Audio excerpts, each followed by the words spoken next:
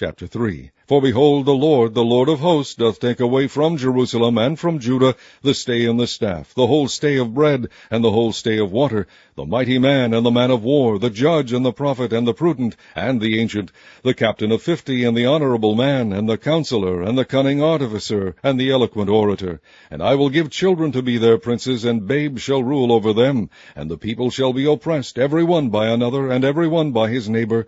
The child shall behave himself proudly against the ancient, and the base against the honourable. When a man shall take hold of his brother of the house of his father, saying, Thou hast clothing, be thou our ruler, and let this ruin be under thy hand. In that day shall he swear, saying, I will not be an healer, for in my house is neither bread nor clothing. Make me not a ruler of the people. For Jerusalem is ruined, and Judah is fallen, because their tongue and their doings are against the Lord, to provoke the eyes of his glory.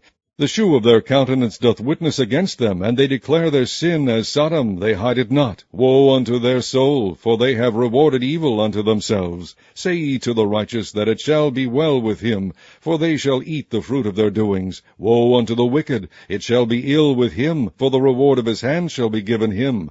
As for my people, children are their oppressors, and women rule over them. O my people, they which lead thee cause thee to err, and destroy the way of thy paths. The Lord standeth up to plead, and standeth to judge the people. The Lord will enter into judgment with the ancients of his people, and the princes thereof. For ye have eaten up the vineyard, the spoil of the poor is in your houses.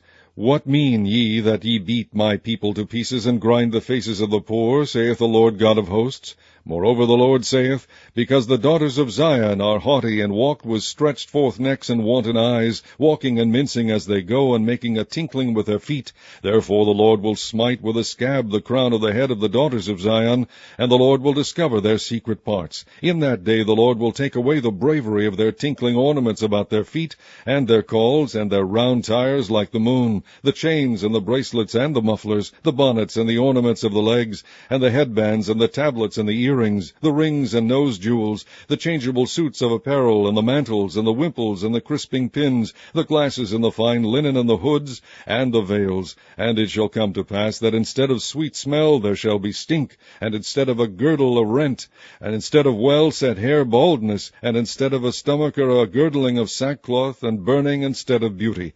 Thy men shall fall by the sword, and thy mighty in the war, and her gates shall lament and mourn, and she, being desolate, shall sit upon the ground.